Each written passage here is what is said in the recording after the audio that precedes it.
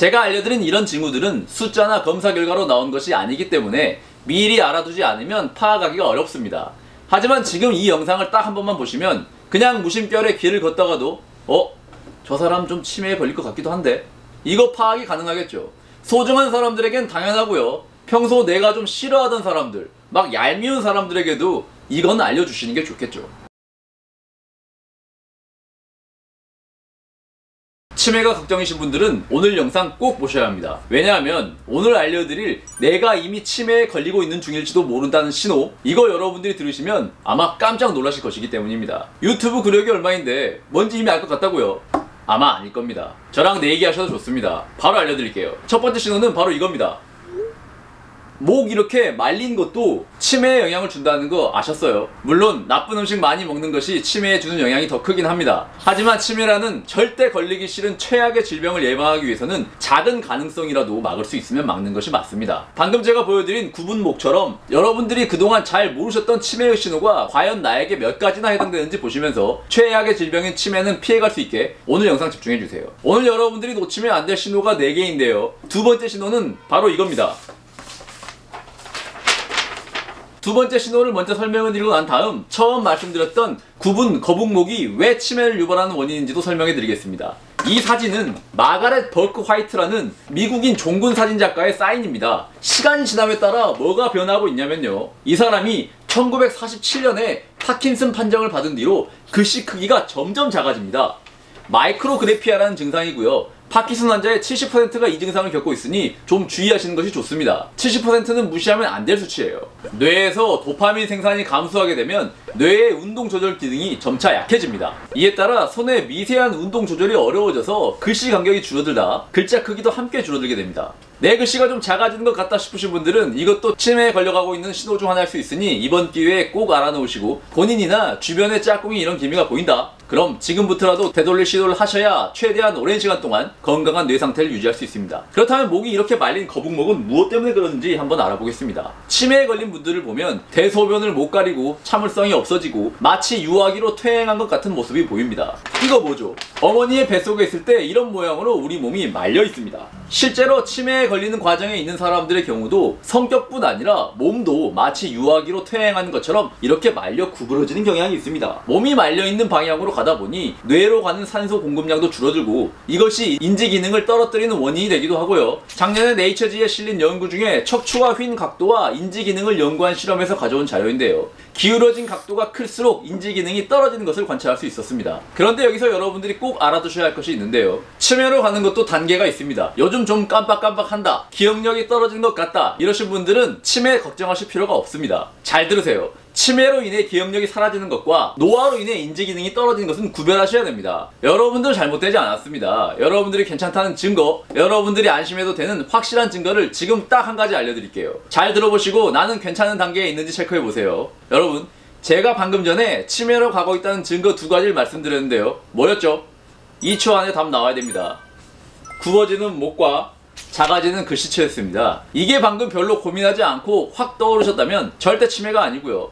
뭐였더라? 이게 바로 생각나지 않으시더라도 치매는 아니에요. 하지만 2분 전에 보신 내용이 기억나지 않으시다면 지금부터 나올 신호들은 방금 알려드린 것보다 더 중요한 내용이니 꼭 집중해서 봐주세요. 제가 알려드린 이미 치매에 걸려가고 있다는 징후들, 이거 잘 모르셨던 거 맞죠? 하나씩 더 알려드릴 때마다 점점 더 치매에 걸릴 확률이 줄어드니까요. 편한 마음으로 3분만 더 봐주세요. 오징어 약사처럼 이렇게 전문 용어 없이 쉽게 알려드린 전문가 없습니다. 구독과 좋아요, 알림 설정 잘 부탁드리겠습니다. 감사합니다. 글씨가 작아지는 것과 연관된 증상으로 또 한 가지 확인하실 것이 있는데요. 걸어다닐 때 팔의 움직임입니다. 자신이 걸어다닐 때 팔을 흔드는지 아닌지 한번 확인해보세요. 이건 너무 당연하게 생각하던 것이라 의식하지 않으면 잘 모릅니다. 원래 사람은 태어날 때부터 걸을 때 팔을 흔들도록 설계되었습니다. 만약 걸을 때 한쪽 팔만 흔든다든지 아니면 양쪽 다 움직임이 없다든지 한다면 이건 역시 치매의 강력한 징후입니다. 권위 있는 학술지인 뉴 잉글랜드 저널 오브 메디신에 실린 연구입니다. 이 실험의 결론을 말씀드리면 치매가 없는 노인의 걸음걸이에서 비정상이 발생하는 것은 향후 치매에 걸릴 강력한 예측 인자이다. 이것은 혈관성 치매의 강력한 예측 인자이고요. 이 그래프를 보시면 세로축이 치매 없이 생존하는 사람 비율입니다. 치매에 안 걸릴 확률이에요. 위에 파란 선이 정상적으로 팔을 흔들며 걷는 사람이고요. 치매 없이 생존하는 비율 높죠. 이 아래 그래프가 팔을 제대로 흔들지 않고 걷는 사람이 치매 없이 생존하는 비율입니다. 시간이 지남에 따라 걸음걸이가 문제 있는 사람들은 치매에 안 걸릴 확률이 확연하게 줄어들죠. 치매에 걸릴 확률이 그만큼 올라간다는 얘기입니다. 자신이 걸어다닐 때 팔을 흔드는지 아닌지 꼭 확인해보세요. 흔들지 않는 것은 아닌데 이게 좀 애매하다. 그래도 걱정 마세요. 연습을 조금 하시면 되니까요. 걱정 말고 잘 들어보세요. 걸음을 걸을 때 우리 뇌는 여러분들이 팔을 흔들지 말지 고민할 필요도 없이 자동으로 팔을 흔들게 만드는 신호를 보냅니다. 그리고 팔 근육은 신호를 잘 받았다고 뇌에게 다시 피드백을 보냅니다. 그런데 팔을 적게 흔드는 분들의 경우 뇌와 팔 근육이 주고받는 신호가 어디선가 고장이 난 것입니다. 뇌에서 신호를 받는 근육이 다시 뇌에게 피드백을 보내지 못해서 이 상태가 오래 지속되다 보면 뇌에서 이것을 담당하는 부위가 더 빠른 속도로 퇴화됩니다. 우리 몸은 사용하지 않으면 퇴화되기 때문입니다. 그런데 우리 뇌는 가소성이라는 성질이 있습니다. 시각을 잃은 사람의 경우 없어진 시각 대신 뇌에서 청각을 담당하는 부위가 더 활발하게 발달하는 것처럼 우리 뇌는 사용하는 것에 따라 다른 방식으로 신경을 연결합니다.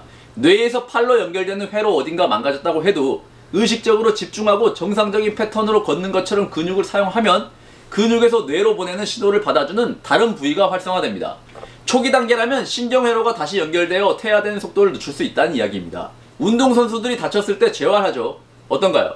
처음에는 부축이 필요하고 굉장히 힘들어하지만 끊임없는 연습과 노력을 통해 결국 다시 재기하잖아요. 이런 경우가 바로 뇌에서 기존과는 다른 방식으로 새로운 연결회로를 만들고 연습을 통해 그 부위가 강화되어 정상적으로 사용할 수 있게 되는 것이라 볼 수 있습니다. 그러니까 여러분들이 걸을 때 팔 움직임이 정상적이지 않은 것이 느껴졌다? 그럼 지금부터 걸을 때는 이것을 의식해서 제대로 팔을 움직이도록 연습하면서 걷는 것이 치매를 막는 예방법이라는 것입니다. 그리고 또 한 가지 징후 중에 걸음걸이 속도가 있습니다. 걷는 속도가 느리며 시간이 지남에 따라 더 느려지는 사람들도 역시 치매에 걸릴 위험이 높아졌습니다. 자신의 걸음걸이 속도가 예전만 못한 것 같다 생각이 드시는 분들도 주의를 하시는 것이 좋습니다. 제가 알려드린 이런 징후들은 숫자나 검사 결과로 나온 것이 아니기 때문에 미리 알아두지 않으면 파악하기가 어렵습니다. 하지만 지금 이 영상을 딱 한 번만 보시면 그냥 무심결에 길을 걷다가도 저 사람 좀 치매에 걸릴 것 같기도 한데 이거 파악이 가능하겠죠. 소중한 사람들에겐 당연하고요. 평소 내가 좀 싫어하던 사람들, 막 얄미운 사람들에게도 이건 알려주시는 게 좋겠죠. 그렇다면 방금 알려드린 팁들, 목이랑 척추 곧게 펴고 걸을 때 팔 의식적으로 더 잘 흔들고 걸음걸이가 느리다 싶으면 조금 빠른 걸음으로 연습하기, 이거 어렵지 않죠. 여기에 추가로 간단하게 여러분들이 활용하실 수 있는 팁과 영양소로 보충하는 방법 알려드릴게요. 이런 징후들이 있는 분들은 아직 멀리 가지 않았다면 아직 멀리 가지 않았는지 어떻게 안다고 했나요? 유튜브 혼자 보실 수 있을 정도면 아직 괜찮아요. 경각심 갖고 꾸준히 하시면 됩니다. 뇌뿐만 아니라 우리 몸은 안 쓰면 퇴화됩니다. 많이 써야 하는데요. 수도쿠나 퍼즐 같은 도구가 필요한 거 말고 그냥 몸만 있어도 할 수 있는 두뇌 훈련이 있습니다.